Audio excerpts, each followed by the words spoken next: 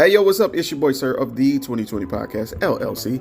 Please say the LLC. And before you listen to this episode, I just got to let you know, I need you to stop what you're doing. Go to blkrenaissance.com, and I need you to shop for the culture. That's right. Anytime you use the promo code LLC20 at Black Renaissance Clothing's website, you will get 20% off your order. Off rip, no questions asked. So do me a favor and do it for the culture. Peace. The self-destruct sequence has been activated. Repeat, the self-destruct sequence has been activated. This sequence may not be aborted. All employees proceed to the emergency car at the bottom platform. Okay, we lit it just like a fuse, so no need to pick and choose. Welcome to 2020, where we do more than interviews. The hottest be coming through, jumping knowledge on all of you. Get a peek at the front of you with the truth that they offer you. Yeah, hands up, we doing it for the culture. To give artists and businesses more exposure. Keeping it real and stay silent just like a boulder. It's about to go all the way down, can't get no lower. Chasing my dreams, know that they get no slower. But if I stay running, I promise they getting closer. Moreover, success my older. And if you're sleeping on me, I'm waking them up like Folgers. I told you, coming from the land with the tide roll. Well, we'll be on a whole different vibe though. We like to ride slow and keep our windows tinted so you really can see us like Stevie Wonder waking up with his eyes closed. Yeah, got the kind of flow that rock the boat. On my 16s of pounds of dough. And if you figure you can hang with me on the mic, then grab some rope. Matter of fact, better grab some hope while you at it. We keep it live, it's time to tune in. Turn up the sound on what you're using. It goes so hard, I think it's bruising. The show is 2020, no need to zoom in. Yeah. Hi, Ashley. I hear you like Game of Thrones. I do very much so like Game of Thrones, sir. How about you? I enjoy it so much that I've been enjoying season 2 of this prequel series, The House of the Dragon. Oh my gosh, I love The House of the Dragon. Did you watch episode 1? I did. In fact, I took notes. Why are we talking like this? We took notes when we watched House of the Dragon season 1. We figured we'd do the recaps every Wednesday. Yeah, every Wednesday. Yeah, so this be it. We got notes. We watched it once independently because you had fell asleep and then you caught up, and then we watched it again for the note's sake for this. So overall, let's do this before we even get into it. How excited were you for it to come back? Honestly, I think my excitement has tempered down a lot because it has been, 2 years? Yeah, it has been a while. So, although I was excited to have something new to watch, it wasn't like, oh my God, like, it wasn't that for me. But I am now more excited for Sundays. Yeah. Yeah, Sundays is for dragons and incest. And murder. So, the episode opened with crows, leading to, the Stark ancestor meeting with one of the sons of Rhaenyra, trying to make a treaty of sorts. I think the ancestor's name was Crichton or something like Crichton. I missed it so bad because I was so impressed with that CGI bird that I completely missed it. It was that first entrance of them in the north when the king of the north, Stark, was speaking. He sounded so much like Jon Snow. Yeah, that accent was good. It sounded like he said, you know what, whatever accent this was that he was taking, I'm gonna duplicate it and make it 10 times better. Yeah. So now it feels like a real accent that's specific to the north. Yeah. And the way he was telling the history and the story, man, it brought so many parallels to what happens in Game of Thrones. In the future, yeah, it's like the same shit still happening. All right. It was hard. So let's go down our list because we got a bunch of notes we took. I got short form notes. I don't know about you. Ditto. I wanted to start first with the intro, the tapestry. The tapestry. Oh, the new intro, the show intro. Yeah, you remember in Game of Thrones, they did it with like blood and stone, and stone throughout the kingdom, and this time they did it with a tapestry showing the history of the Targaryens before they got to whatever they call this King's Landing, and then they show a few different scenes of what happens while of what happened right after well, yeah, it shows you everything that happened in season 1 of House of the Dragons, right up until we unfortunately see baby Ray Ray die. Yeah. Baby Ray Ray's son die. Yeah. That was a little wild. Yeah, that intro's cool. I like that it made it a point to stain the tapestry with blood. Showing the dragons fighting each other because we know that's coming.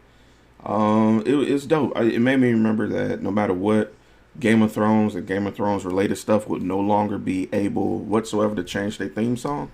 It's gonna have to forever be this song, kind of like Power. It's got to be the song because it's iconic now for years. For like, I guess you could say almost 10 years now, if not over. Right, and no new orchestra. Keep them niggas rolling. All right. So again, we talk about starting with the Starks and the Targaryens talking. This the remaining son and the Stark who ancestor who unfortunately drew the Black Rock in the lottery that we saw. Yeah, showing that it is a ritual, and it's kind of funny that Jon Snow ended up there inadvertently in the same predicament. You know, ended up where he belonged, what belonged to him. And he said something really cool. I summed it up by saying duty comes with the price.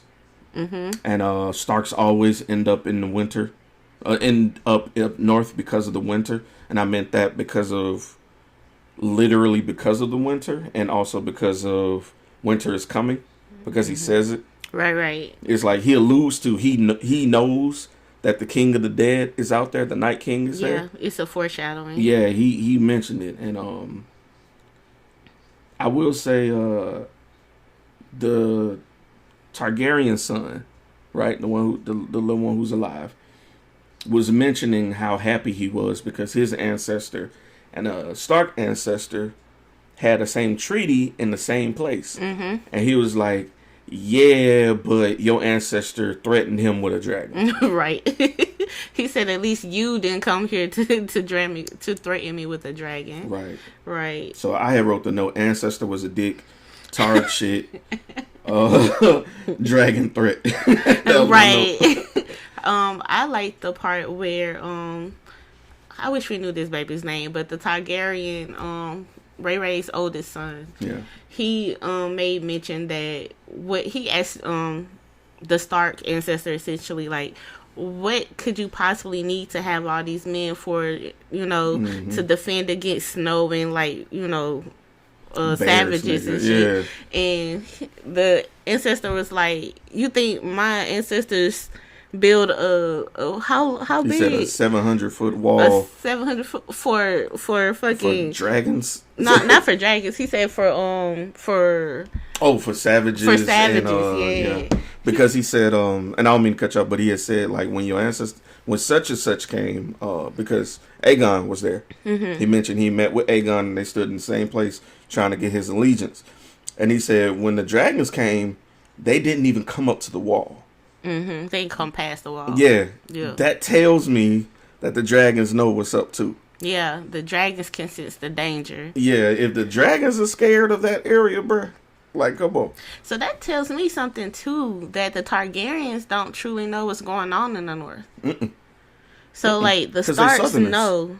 They're Southerners. They but have no they reason don't have any idea why that wall is there or what is happening in the north. We're going to come back to that point when we get to the round table section, because there's a point I want to bring up that I noticed. Okay. But yeah, you're very right. The families don't know what's going on in each. That's None crazy. None of them do. But ultimately, though, he was able to secure some men from the Starks. Yeah. He said, I'll give you my graybeards, which is basically the old niggas. And the son was like, you giving me these old men? And he was like, my old men are way better than anybody in the South. So, like I said, when I tell them to swing, they gonna throw, cuz. They gonna fight till it's over. They gonna fight till the very end. So he got 2,000 of them. And let's talk about that key factor of loyalty right there that he brought up. When I tell them to fight, they gonna fight, my boy, because we gonna bring that back up too towards the end of this. War is coming. Death is beyond that wall. the dragon knows, and then unfortunately he got a raven, and I said, this text message is for you, because that's what it was. He was breaking news that his brother was dead to him. Yeah. Via text message. The face said it all. Yeah, man, because he's like, "Ooh, shit," and then he just looked at him. He was like, "Damn, why I gotta be the one to tell this nigga this?" Right, and then you just see the dragon flying. I'm like, "Ooh." Oh, baby. Yeah, and we get to, I can't remember her name, but the auntie. Yeah, I can't returning remember home. her name either. Yeah, she's met with Damon. And Damon's like, hop back on your motherfucking horse. We finna go ride on these niggas. And he says, I don't know if you caught it. He says, son for a son. Yep. He's the first to say it. He is the first to say son for a son. Yep. And she's like, nigga, I've been riding forever. I'm tired. I'm hungry. I want to see my people. I ain't going nowhere. Yeah, she had just got done patrolling the seas looking for the Targaryen son who was killed. Mm-hmm. He was looking for his body, but apparently, and she was also strengthening the barricade. Yeah. Not barricade. No, the blockade to make sure that the Greens didn't pull up and trying to put some shit up with their dragons. They're also trying to cut off supplies to them too. Indeed. And then they have a little back and forth, and essentially Daemon pretty much says, you didn't kill Aegon when you had a chance, so all this shit your fault. Yeah, so I made a note of mine that said that Daemon blames everybody else. Oh yeah, he's deflecting hard as fuck. So in my notes, I made mention that he was blaming Riri for Ray for not being around to lead the rebellion because she's grieving. So he blames her. Then he blames his ex-mother-in-law, which is the auntie, for not killing the Greens at the time that she escaped their dungeon. So he blames her. And then later on, we're going to hear him blame the prostitute for helping the Greens in season 1. So he's just blaming everybody and accepting no accountability for himself. Because he too could have made some choices that would have prevented these things from happening, but he didn't. Do you remember who made him such a capable fighter? Damon? Mm-hmm. Who? I mean, not who made Damon a capable fighter. Damon heard about what's the fuck nigga name? Aemond, right? The original. And so you remember to humble him, he took him down and he introduced him into Christian in season 1, and that's when they were fighting and stuff. Yeah. So Aemond, yeah, the one-eyed brother. Yeah. So that alliance is kind of Damon's fault, but he don't see it yet. I also said Daemon do not respect women. And then we cut to the Valerians, which are the black people. And I said boat fucked up. Lucerys, that's the second part, but the boat was fucked up. It's basically the Valerian king, or not the king, the leader, the black guy with the dreads. The one that's over the fleet, the navy. The master of seas is what they call him, or something like that. Master of ships, I think. Master of ships. He's basically looking over his old ship, which was fucked up when, I don't know if people remember in season 1, his throat was slit. He was fucked up in battle. And so his wife rushed home to see him. And while he was out, his brother took over, but he ended up getting killed by Daemon. But anyway, apparently the guy he's talking to, I'm assuming that's like his first mate. He saved his life, and he's like, I owe you a debt. And the first mate is like, whatever, nigga. He was awkward, wasn't he? Yeah, he was like, That's the energy I got from it. I'm going to be honest with you.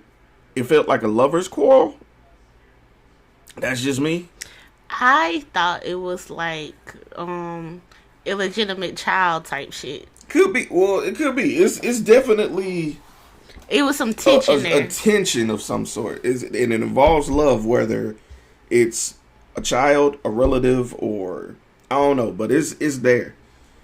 Okay. You had any other notes for that section? Not really. I just felt like that was odd. The guy's name was Alan, and he just seemed so my notes just said, "What's up with Alan? Like, what is he thinking? Like, why is this so strenuous for him?" I'm hoping they don't just abandon that in the future and they tell us what's going on with them. All right, and he also gives the Valerian guy his son's commissioned sword, and he mentions, "Oh yeah, this was supposed to go to Lucerys." He don't know that Lucerys is still alive with his boyfriend. Yeah. I expect him to pop back up, especially if it's World War II out there. Or he won't because it's World War II. Could be. You right. They might not ever talk again. We haven't read the books, by the way. No, we haven't. We didn't cut to the Targaryen household, the Hightower household in King's Landing, and The Greens. I wrote down the rat prophecy because she says, "I'm not worried about dragons. I'm worried about the rats." And you pointed out she is absolutely staring at the cribs. Yeah. After she says that, she says, "I'm afraid," and he tells her, King Aemon says, "Don't be afraid. They will be crazy to come here. We have the biggest dragon of them all." And she says, "I'm not afraid of the dragons. I'm afraid of the rats." And she turns and she stares at the baby's cribs. Mm-hmm. I didn't catch that the first time I watched it, but the second time, knowing what I know, that was definitely prophetic. But I think nobody knows that she's prophetic over there. So I'm gonna be honest with you. I don't think she was speaking in the present tense. I think she's seeing the vision actively as it's happening, and she's discovering, and she's like, "Wait a minute, I'm seeing myself. I'm scared. I'm scared of the rats." And she's trying to understand it herself because she looks puzzled. Yeah. So I'm thinking she's having a vision in that moment by the way she's staring at the bed. I think it's actively occurring at that moment. So you think her visions are in the moment and not Yes. like dream-like? Correct. You know, some people have visions Go to in their bed. dreams. Yeah, they go to but sleep. But hers may be like, in the Yes. present moment, I'm seeing something. Have you ever seen somebody have a vision? I used to go to church all the time, and there are some prophets that I believe that are actually gifted. They would sometimes be sitting amongst us just talking, and then they would just look off and just hold it. And I'm like, I recognize that you're having the vision actively. And the thing about visions, sometimes they aren't clear cut. Sometimes you're just seeing it. You don't get the context. So she may have seen herself pointing at the crib in fear of rats, which was the guy's name was Cheese, by the way. One was rat and one was cheese. Right. So she just saw herself being afraid of the rats, but the rats were the gentleman who came from underground. Yeah. Which is crazy. Craziness. I then said Secret Head is crazy. What? Secret Head is crazy. Because we cut to Alicent and Kristoff. Oh. He was serving her up with his armor off. Just going to town. Boy, that was wild. So I wrote something down for that same one. I said that Alicent gets top from Sir Christian. Then she says, "Never again." So I want to talk about that. Before she says never again, she tries to have small talk. She did. Talking about The the weather. day. Yeah, she talked about the weather and shit. This nigga wasn't here none of it. He wasn't here for none of it. He like, "I'm here to give you head. I'm here to get it off. That's it." I said small talk is ineffective. He brings up duty. He knows what he's doing.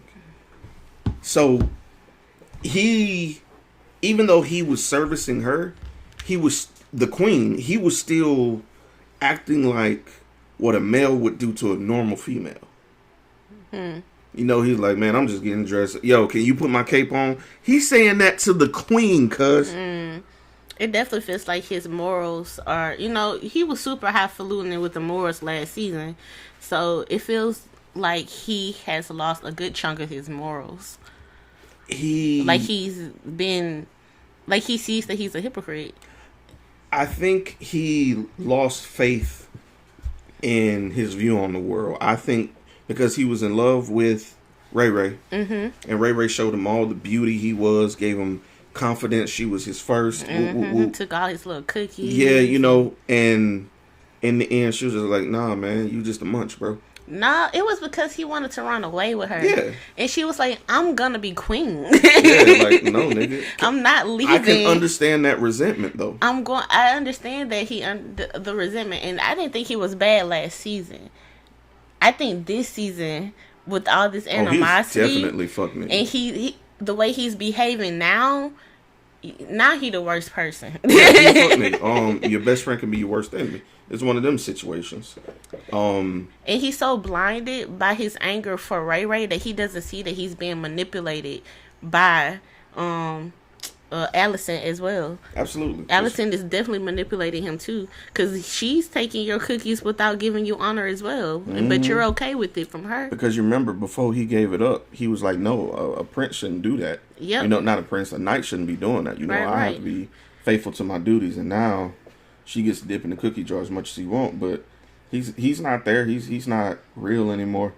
It's disappointing, really. We then get a cut to the meeting, the board meeting, as I like to call it.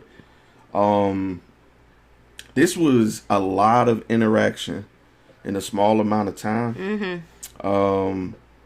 The king went looking for his son, brought his son to the meeting, and the son is immediately harassing the Lannisters, which might be why the Lannisters absolutely hate Targaryens to this day. He's just giving them. You ever dealt with a bad kid and the parent just won't do nothing? What? He is going through it and can't say shit. I was like, baby Jaehaerys was stressing Tyrion out. He was stressing that man out. And then the king was like, is my son getting on your nerves? Is the future heir getting on your nerves? Yeah, bruh. And he was like, oh, of course not. What do you say?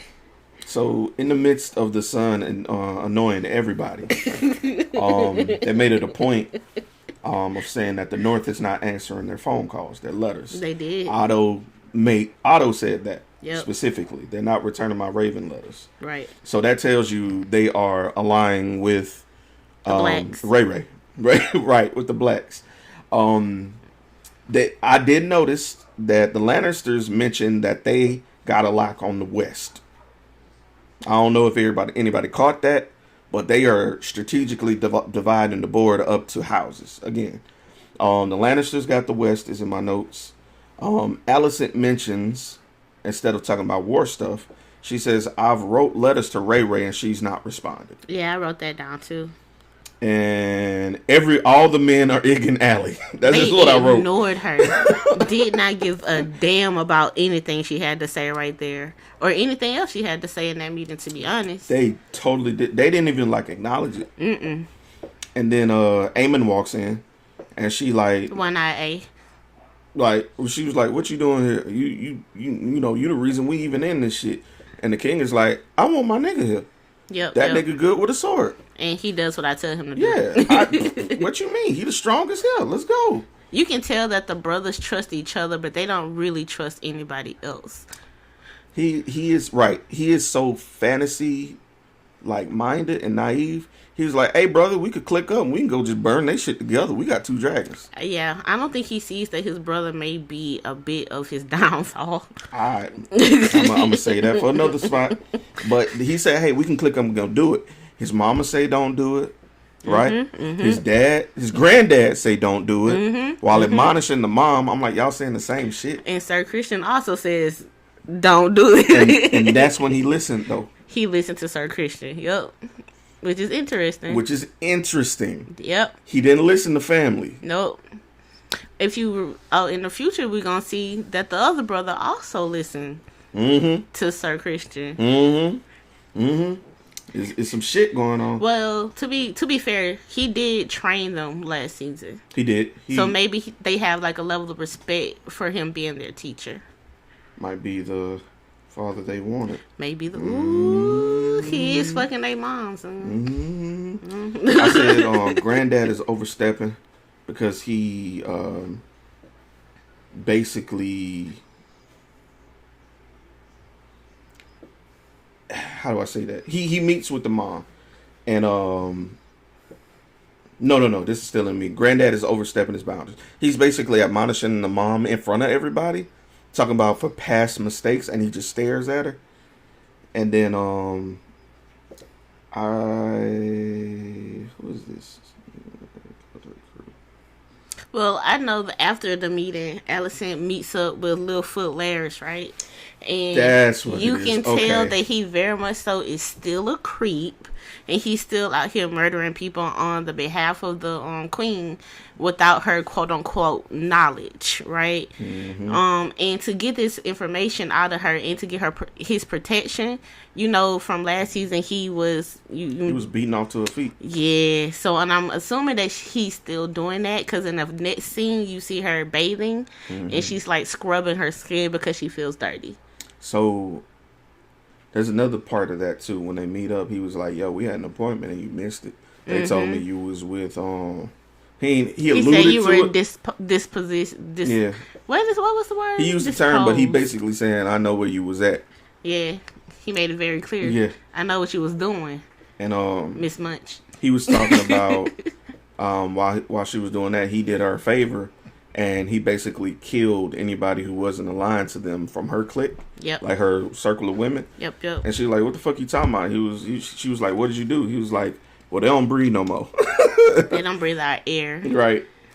And so then we get the bath, and then I wrote "can't bathe the ick off." All right, and then we go on to the king meeting with the peasants and the people, and you could tell the king really wants the people to like him, like the commoner. It's like he wants to be so beloved by everybody. He's naive. Yeah, I also made a statement because we talked about this yesterday. I was like, King Aegon, is it moral or is it ethical? Like, what choices is he making? And it's, for me, it feels like he wants to do right by the people, but they're in a time of war, and he can't make the choices that a prosperous kingdom would be able to make. Right. But he doesn't understand that yet. It seems like, I don't know if he's really in these meetings where they're talking about war shit, because he ain't no shit. He didn't understand what was going on at all. Like his granddaddy had to come through and be like, "Hey, we can't get them niggas back they sheep. What about your dragons? Who gonna feed them?" And then the people was like, "Ooh." My question was, do you think it was right of him to ensure that to tell the Smiths that he was gonna pay them? I'm gonna come back to that because I was gonna let you. That's a point I wanted to hit before that. I had wrote a note that said, "Read the room, King." Oh, okay. He just walked in there expecting just to be the magnanimous, hence the name. Yeah. And he wasn't able to be. He kept having to retract his statement. Yes. His granddad kept making him look kind of foolish, I would say. Exactly, and he's tired of that. Yeah. Hence why, in that statement about paying him, he was like, "Nah, we rely on the small folk." Right. And he just looked at his granddad. His granddad was like, "Okay, little nigga," and stepped back down. It's small folk their turn for commoner. I guess, goddamn, sure. Let's roll with it. I'm with it. I said, sheeps ain't free. I also said, why are you telling unconfirmed battle plans? That was the point I wanted to make. Oh, yeah, when he brought up the blockade. And he was like, me and my brother I sent my brother to go do that. And I was like, why are you telling your business? He doesn't understand that these are things that you need to keep within your boardroom. And he was just saying whatever. After he said that, they panned to his granddaddy, and he was looking like, "Bro, why the know the fuck? fuck you did, yeah." Why did you say this?" And then after, like you said, talking about paying the iron workers, I wrote the note, "Get off my podium, old nigga." He definitely is tired of his granddad, basically, because his granddad was gonna be like, "Hey, don't don't do that to them as well, because we also need the money." Mm-hmm. And you made the argument that maybe they don't have the money to pay them yet. I don't think they do. And money has always been an underlying problem for the kingdom. Always. Yeah, in Game of Thrones and House of the Dragons, they've always had issues with the coinage. We didn't switch to Laris again. Wait, before we move on, sorry. do you think that this war is going to be the war that sets up the Lannisters to be who they are in the future? 1000%. Absolutely. Because right now they are 1000%. not. They are the master of the coin, but they're not rich. But yet you're right. But you can see where the hatred is coming from. Yeah, yeah. You can see the disdain, because every Lannister, when they talk about the Mad King and them before, they were absolutely tired of them niggas. Indeed. And keep in mind, this is 200 years before. There's 200 more years of this bullshit they got to deal with. You 100% correct. Man. All right, so you ready to move for it? Or you got any more? Did you mention what Aegon said? Oh, my bad. About the paying the iron workers? No. I'm sorry. I meant to say about the conversation him and Littlefoot had. That was my next point. I said I meant to say power move. I said Larys makes a power move. So he rolls up on the king and like, yo, king, it did me good seeing you little ass up that little nigga. My dog. And he was like, man, that's cool. You know, Otto, when I was a kid, Otto was the hand, you know, for the king. And Your you daddy. know, He was the hand to your daddy and the hand to his daddy. you know, so let me holler at you real quick. You know, see what's going on, and don't you want to be your own king, though? You know what I'm saying? Otto served your daddy, bro. Mm-hmm. Don't you want to be your own king? Mm-hmm. You know what I'm saying? That's all I'm saying. It's just that old nigga who's the hand served your daddy. Mm-hmm. And I got the same vibe you got, because I wrote that Littlefoot tells Aegon that he don't need his granddaddy to be his hand. Mm-hmm. Like, essentially, go ahead and pick your own hand. Like, you are the king now. You don't have to follow the ways of your father. Choose your own path. And I think it really resonated with Aegon at that moment, because they had just walked out of the room where they were speaking to the common folk, and his granddad had consistently interrupted him to essentially embarrass him, for the most part, in front of his own people. So I think that in the future we're going to see a conflict where Littlefoot and Otto go head to head, and I'm looking forward to that. Yeah, man. I put he's a manipidipper. That's short for manipulator for us. We then cut to Otto walking in on Alicent. And I made it a note that Alicent was pissed because she had been waiting for her dad for hours. Mm-hmm. And the thing about that is, again, another woman being disrespected, regardless of her title. She feels like, yo, remember I'm the queen, nigga? I am the queen, and you held me up for hours. He was like, man, we had a bunch of work to do. Which is what niggas do. I ain't even gonna front. Niggas do that. Well, she's the king's mother now. She's like the queen dowager. But as far as like, okay, you're right. But I guess I'm thinking in terms of the face. She's not the face anymore. Well, in the face of like female royalty, I think they view her more than they view the Targaryen sister. Helena. I think that, of course, in terms of power specifically. Oh, power specifically, yes. But you have to remember what kind of power structure you're in. Alicent isn't supposed to be in these rooms at all. But I understand, but do you remember when Joffrey was king, who did they view as the queen for real? His mom, because Joffrey was a minor. I understand. And Aegon's a minor. Aegon young. He not. He's a baby. But Joffrey was like less than 16 or some shit. I think he was like Aegon 14. Aegon looked like he fresh 15. I think Aegon let's like give him 17. Let's 18, I like how maybe. we wrote 17. Okay, let's say he's that. 17. I'll give him 17, but still, in terms of the view of the people, when people think the queen, they think Alicent. They think the High Towers. You know, nobody's saying Targaryen right now. Let's be for real. You think so? I think the people do think that Aemon is definitely the king. Is it Aemon or Aegon? Aemon is Ice Slice. Aegon is the king. Aegon. Ice Slice. I made that up just now. Ice Slice. One eye. Yeah, I think that people think that he's the king. Mm-hmm. They had that whole ceremony. I think they expect him to do king shit. When the common people are coming to speak to the king, they don't see Alicent in their room. Okay. All right.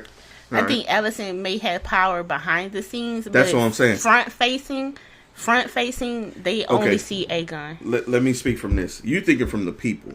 I'm thinking everybody. But everybody also as you can see, they disregard her. Because in my notes, I put that Allison is frustrated that the men are not listening to her. And that is the case, I think. The sons aren't listening to her anymore. Her dad never listened to her. The little power that she did have whenever the previous king was on the throne, she no longer has it. True. She did always rely on somebody to get stuff done. And so now she's in the place that even the people that she was using, that she thought she had in her back pocket, are using her, because Littlefoot is crossing boundaries on a regular basis when it comes to her. Yeah, he is a habitual line stepper. So she doesn't have power in the way that she thought she had it previously, and it's dwindling more and more because her dad is actively disregarding her in public now. Like, at these tables. He's the one, truthfully, that is causing all of the friction in between the family. Yeah, there's a underlying theme of their conversation where there is like a key conflict between them two, and it's defined victory. And he was like, I need to know that we want the same stuff. Right. And she was just like, my idea of victory is her kneeling with minimal bloodshed. And he was like, bitch, that ain't happening. I literally wrote, ain't no peace, bitch. Right, and I said that I don't think Allison is delusional. I think Otto wants Ray Ray dead, without 100. question. 100. And Allison feels like Ray Ray can be saved, and all she needs to do is bow to her son. And Allison don't understand that Ray Ray is not bowing to your murderous ass sons. Right. It's not happening. Your sons have killed. Your son has killed her son. Like, she's not gonna bow. It's not gonna happen. And then she deflects and says, yeah, Amon mad at me because, he got his eye sliced and I didn't reprimand. I didn't get justice for that. And he was like, boys will be boys. Boy, they were definitely trying to justify Amon killing Ray Ray's son in that moment. They were trying to come up with all types of... The caprice of youth. The caprice of youth? Be for real, sir. He's a murderer. And she reiterated, if you keep undermining me, they won't mind mama. Basically. Which is right. Basically. And you could tell he just don't believe in Allie. 100%. Yeah, he don't trust her. He don't believe in he think that she's delusional, like. Yeah. And that her and that I think he sees her for the hypocrite she is as well. Because I know he knows she fucking. And I think that bothers Allison even more than the fact that he's not in support of her in these boardroom meetings. Facts. All right. Anything else for that scene? But it was very interesting, the convo as a whole. It really shows that they've never been on the same page for real. Ever. We cut back to a ship being boarded. And it's the Valerian fleet checking out this ship. And I wrote, TSA found whore. It's the white worm. It's the girl that Amon was fucking. Oh, you skipped the part. I did? The next scene was when Ray Ray hears that they found the dragon wing. Oh, yeah. So she has that moment. I was speechless, and you had took a bathroom break. Yeah. So Ray Ray is on Cyrax, her dragon, and... Cyrax. Ain't that nice? I like that. I like it because it's from Mortal Kombat. So go ahead. Oh, of course it is. But she sees the fishers bring in one of the wings of her son's dragon, and attached to the wing is her son's cape. And maybe a piece of his body as well, but they don't show that. And come to find out, according to the book readers, the Game of Thrones book readers, Cyrax is the mother of the dragon that was killed by Balerion. So it wasn't just that Ray Ray was grieving her son, but Cyrax was grieving her baby as well. So they were both mothers grieving their children on that beach. And I thought that was really powerful, because at a point in the in that scene, Ray Ray starts to break down and like truly cry because she sees now that it's real, that her son is gone. And Cyrus also kind of like howls and like screeches because she too sees that her baby is dead. So it was just sad. That was one of the saddest moments. And I also wrote right there that every time we see Ray Ray in a scene, she's in a different stage of grief. Mm-hmm. And she's portraying it multiple different kinds of ways. And I think her actress is top tier. I don't even know what her name is, but she one of the best. I gotta find out her actress's name. Mm-hmm. But yeah, top tier, 10 out of 10. All right. So next scene, officially, boat inspection. TSA finds the hoe. White Worm, and White Worm is an information broker. She has no allegiances with nobody. You know, she smash Damon occasionally, but she pretty much just deals in information. So I got White Worm versus Eamon. This conversation is interesting because he's trying. This is like emotionally unintelligent versus emotionally intelligent. Because he's trying to pass blame on her like he did everybody else. Mm-hmm. And she like, Damon, nah, bro. You ain't even do that. I ain't got nothing to do with that shit. They paid me for some information. I gave it. Your actions are y'all's actions. You ain't finna make me feel bad. Right. And he just kept trying. Because he used her in the same way. Right. And she brought it up. I sell secrets, not loyalty. Period. And you know what I'm saying? And I put, you mad? I don't owe you shit. And then he pretty much was like, lock her up. She's a traitor. And I wrote a note. It's everybody's fault but Damon. Man, he gonna blame everybody else. What you got? I pretty much said what I said when I mentioned him blaming everybody else. Mm-hmm. He outright blames her for helping the Greens get Aegon on the throne. And because she did play a part in hiding him and making sure that he was safe from specifically Daemon and the twins. Okay. You remember the twins? Eric and were they both named Eric? Eric and Ulrich or something like shit. That. And I felt bad for them this episode too. I wanted to bring that up too because the person that he ran up on, Damon, on his little warpath, was one of the twins. And he was like, yeah, blah, blah, blah, blah, blah. You know what I'm saying? This wouldn't be happening if, you know, I wasn't dealing with you and your traitorous ass brother. Yeah, he blames the brothers. And this nigga basically said, I'm so loyal, I abandoned my bro for y'all niggas. That's exactly what he said. That man said, we pledge an oath to protect the family, the Targaryen family. What do we do if the Targaryens fight each other? And they separated based on that fact. And one brother chose one side of the Targaryens and the other brother chose the other side. I don't think it was right of Daemon to blame him for choosing him, essentially. Like, right. Why you gonna, like, villainize your ally? He was just blaming everybody. I like that of everybody. Like, everybody's like, bitch, don't bleed on me. Like, you ain't finna abuse me, bro.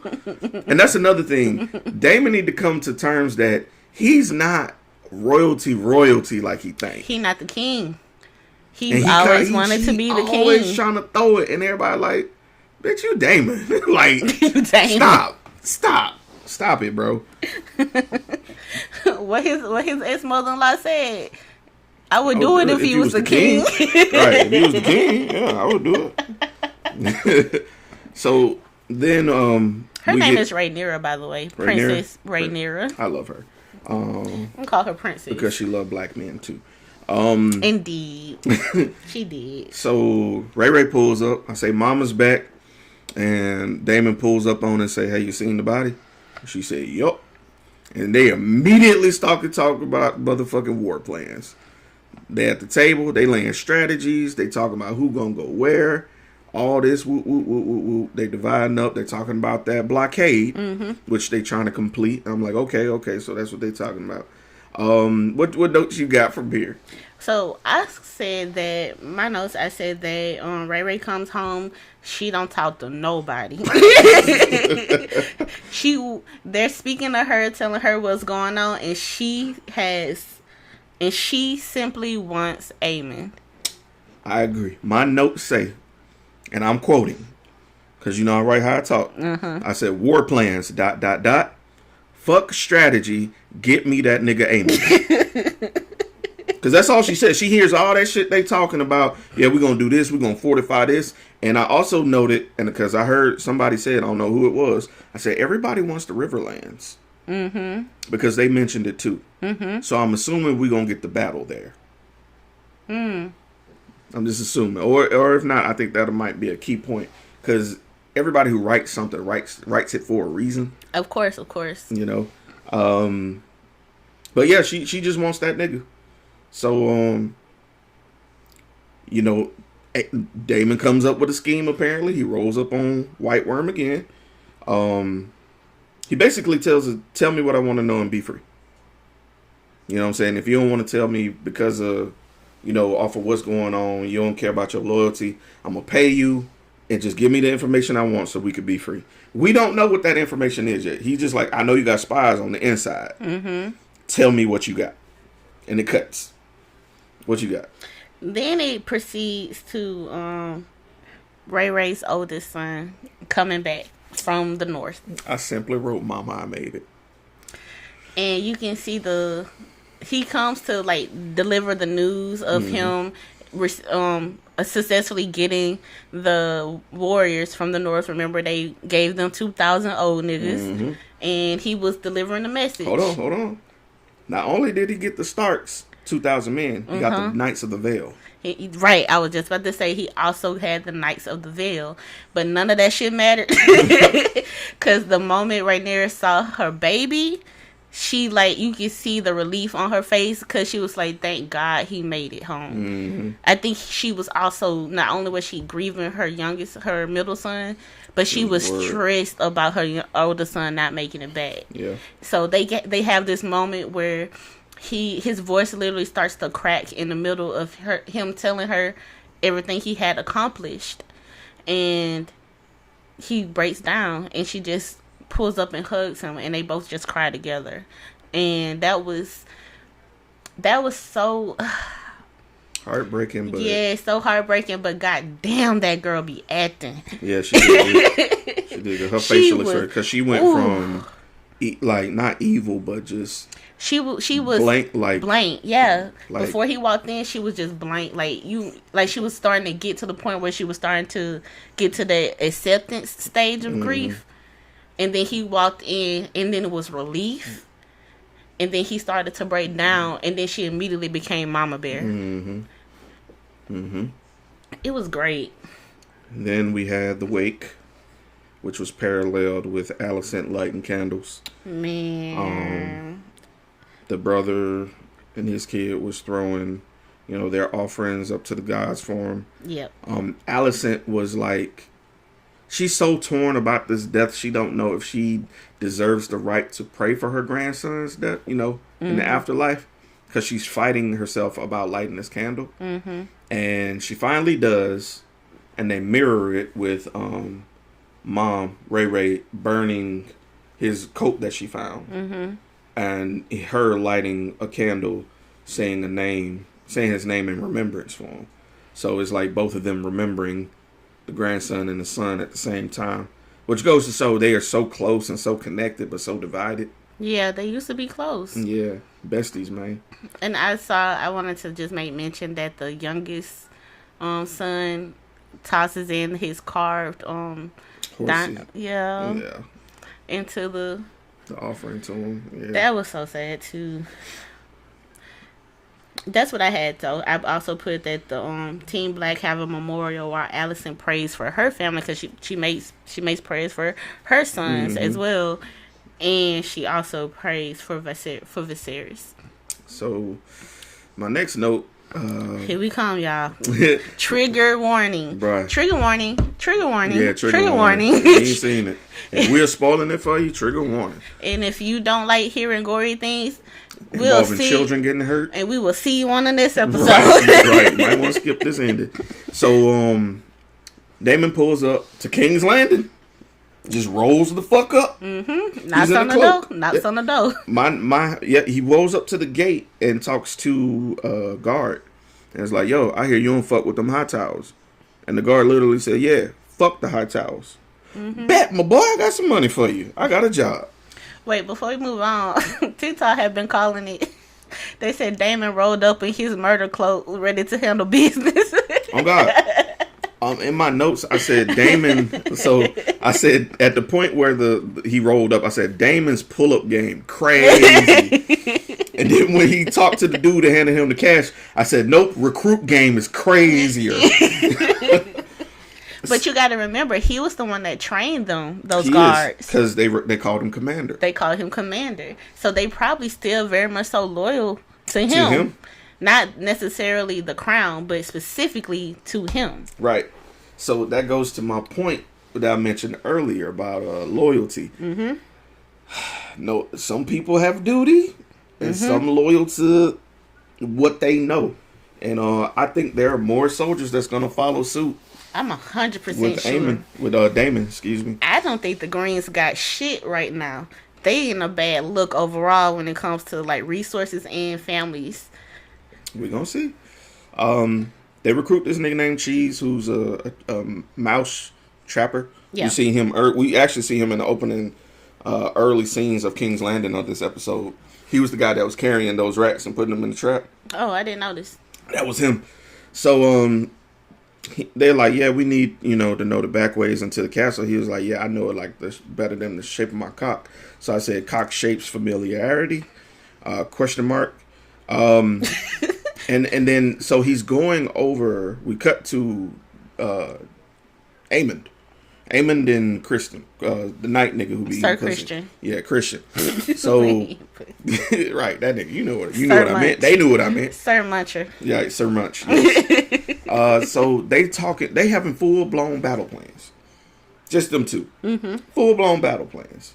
Which is wild because the hand ain't there, the queen ain't there, the king ain't there. Right. It's just them two niggas. Yep. So they comparing ideas. And something I forgot. I forgot that Amond was a weird kid. And weird kids always know the strangest details about shit. He knew when he walked into the war room during the board meeting, he immediately went to the wall and was like, yo, we need to attack this, and this. Because this is the way we'll handle the war. I think he's on the autistic street. You think so? His lack of like emotional understanding, but tactical prowess. Yes, I think he's on the spectrum. He might be. He's also a little bit of a sociopath, not correlating the two, but that's what I got from that. But they're all incested, so true. True. So I said for that scene that. They ended up speaking about, Amon's mom. And Amon basically says that she blames him.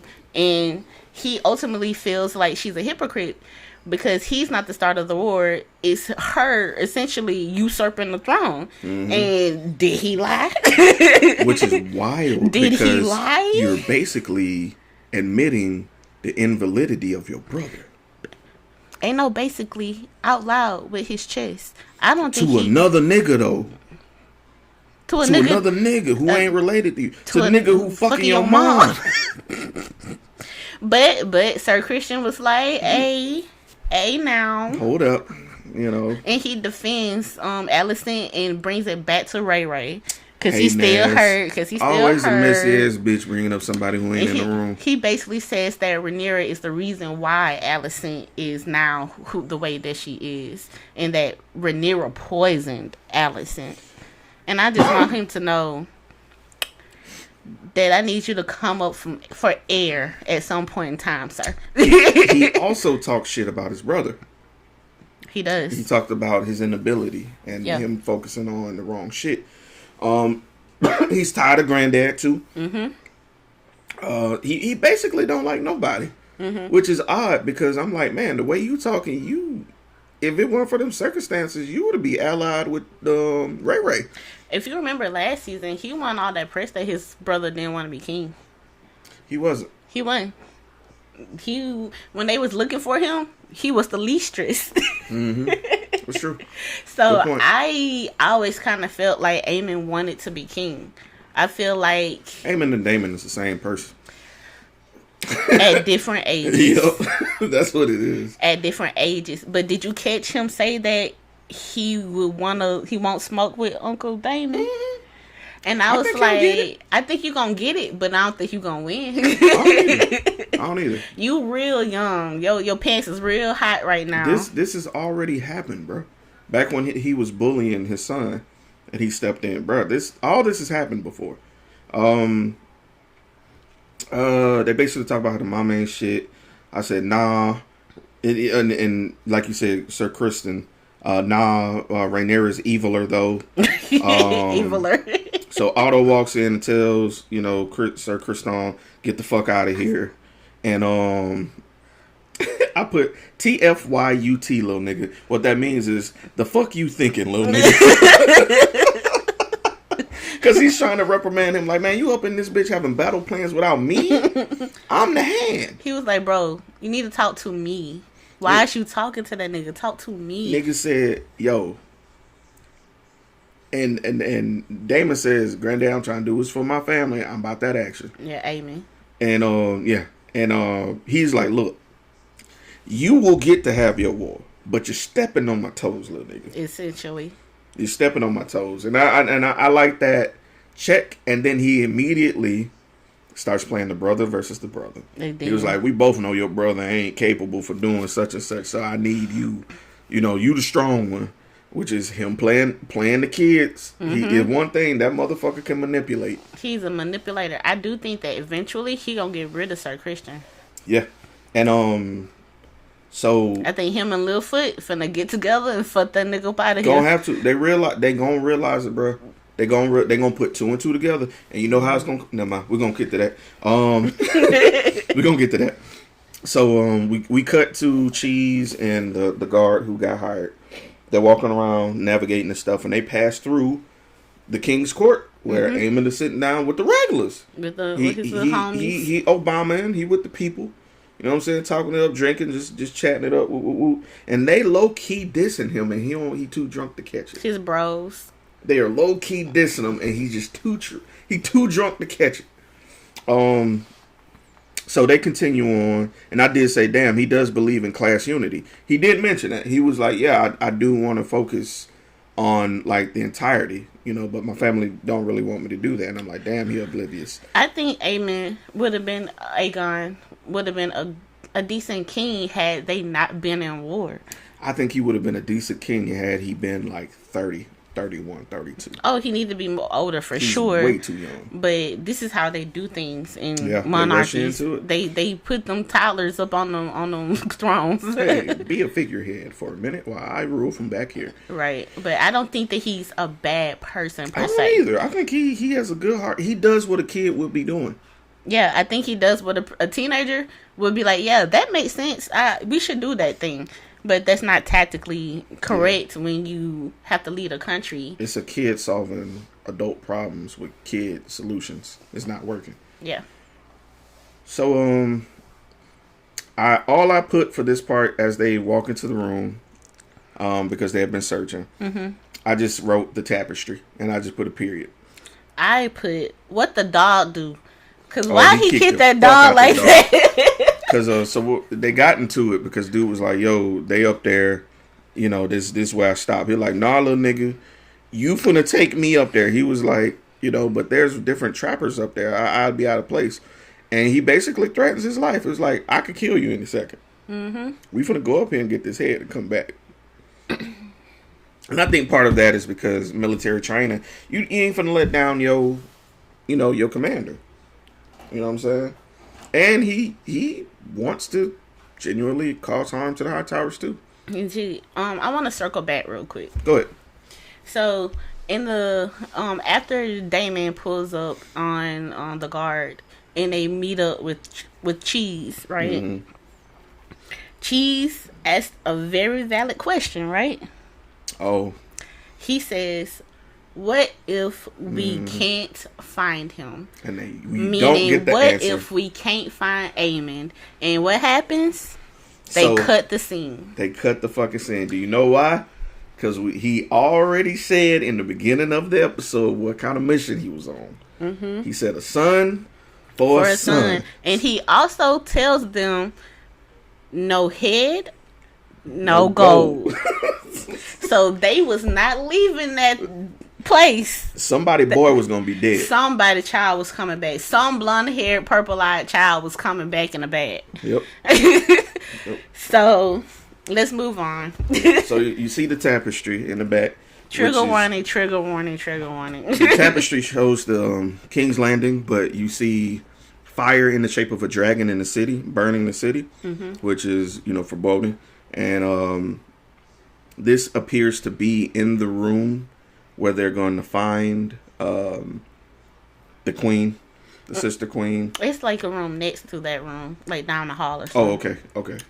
So, long story short, they pull up on the queen. Cheese finds the queen holding a knife to her throat. Give me your son, or else I'll cut your throat. She tries to reason with him. This necklace I got is worth money. The nigga takes the necklace and is like, I still want your kid. Which was wild. And he looks behind him and there's two cribs.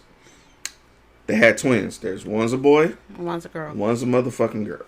Can't tell the difference when they sleep in the bed. So what happens, Ashley? So, Rat basically says the mother will know the difference. And then Cheese puts the knife to her throat and says, tell us which one is point out the boy. And she initially tries to bargain with them, like you said, offers up her necklace. They say, they take the necklace. Yeah, they took it. They took the necklace, and then he says, this isn't a son, essentially. Yep. She ultimately points out the son. At first, they didn't believe her, and they were gonna, Rat was going to kill the girl instead, but for some reason, Cheese did believe her, and they ultimately ended up killing the son and cutting his head off. And you guys could, trigger warning, you hear the sound of the decapitation. Yeah. She also, in that moment, while it's happening, she grabs her other child, the daughter, and she runs out of the room. And in that moment, you could tell that, like, she's, like, having a panic attack. Like, she's, like, she stays long enough to hear it through, too, if you notice. Like, she stays in the room long enough to hear it happen. So she hears him, like, muffled scream, cry, and then the sound of it cutting. And then she leaves. And she, like, runs to her mom's room. What's she doing in that room, Jeremy? Fucking. She was fucking Kristen. Can I circle back, though? Circle back. This is just little stuff. I'm a conspiracy theorist, right? You noticed, too, that she stayed there for a minute. She stayed for a minute. Okay, let me tell you why. I think it was a feedback loop with the prophecy.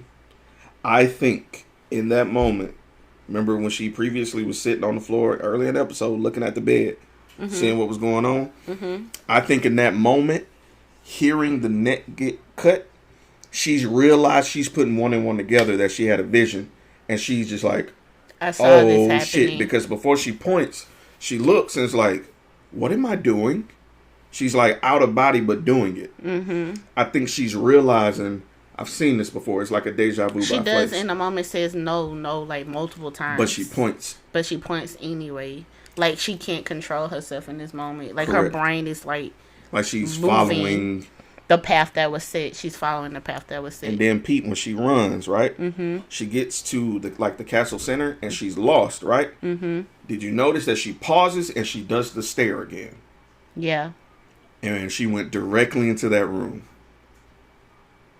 She could have went anywhere else, but she chose to go. She went to that room because she knew that's where they were. She's seeing this shit go down live, bro. she's seeing this shit unfold live. I think they would not call her crazy if they truly believed in or knew about the premonitions. I don't think. How do you tell somebody that?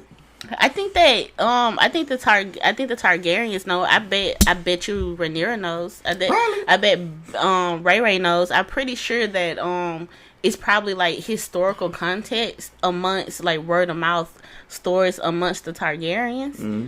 But they're not living with Targaryens. They're living with Hightowers. So they don't know to use her gift. They don't know how to use it. They just look at her crazy. Right. And she's a woman, so they not going to listen. Yeah. Misogyny. Right. But this whole Alicent, right, after she had just told Sir Christian previously what? No. Never again. Never again. She was riding dick, boy. On top. She was riding dick in her bed, in her office. Where her king used to sleep, where he died at. Nigga. Up and down. Going to town, bro. Up and down. And, what's her name? Helena. She sits on the floor just, like, rocking the baby. And Alicent is like, what's wrong? What's going on? And she's just like, they killed the son. They killed the boy. And it cuts. And that's it. That's episode 1. Mm-hmm. Shit. Bro, they pulled no punches. They said, we've been gone for 2 years. We got to come out swinging.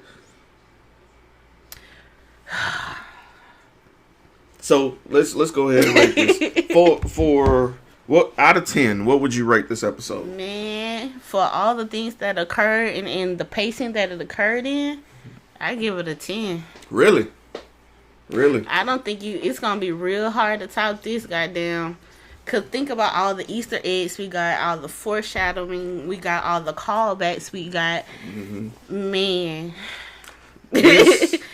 this episode I put on the level with that X-Men episode where when they went in space and fought Bastion, and Bastion ripped the adamantium out of Wolverine. This I'm gonna give it a 9.5. I'm gonna give it a 9.5.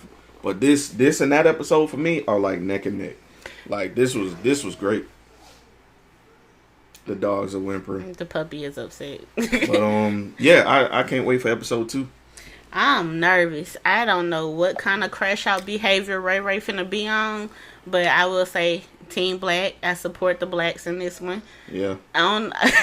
Last season, I felt like Alicent's side was a little more like it wasn't so black and white who was wrong and right, but now it really feels like Alicent is in the wrong. Like really, really feels like she's in the wrong. I don't know. I ain't been fucking with Alicent since she pulled that green dress shit at the dinner when it was a declaration of war for everybody and everybody knew. Yeah. Yeah, you right. Wearing the green. Yeah, that. Yeah. That's. I still ain't forgave her for that shit. And she cut right that same day too. Yup. Sure did.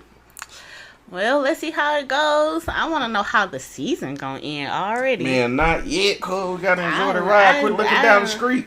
Looking down the street. I can't imagine. You know these book readers, they low-key snitching but already. This is Game of Thrones. They don't necessarily go by the book like people think. They right. wait for a pivotal point and then swerve your ass. Because they definitely cut out certain characters. Good. I don't want to know nothing. I like being blind.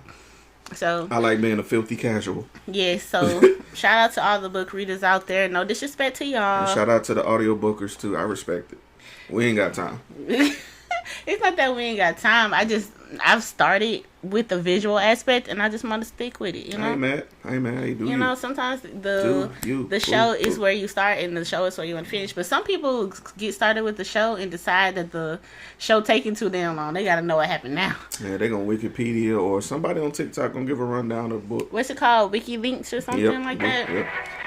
So, all right. We can go. Thank y'all. Let us know what you think, man. I don't know what we're going to call this. This isn't a coffee combo, is it? No. This is just a review. Yeah. So, House of the Dragons review episode 1. We appreciate y'all for listening, and we'll holler. Bye. Bye. Get out of my house. Can we put your business out in the streets? People be nosy anyway. So, if you're interested in promoting your business, brand, platform, or whatever it is that you want people to know about, hit us up Or if you're interested in just sponsoring an episode or two of the Underground Queens podcast, feel free to email us at theundergroundqueens@gmail.com. Again, that's the Underground Queens podcast@gmail.com. Or DM us on Instagram at the Underground Queens, or you can even hit us up on Facebook at Underground Queens. We look forward to working with you and helping putting your business out in the streets.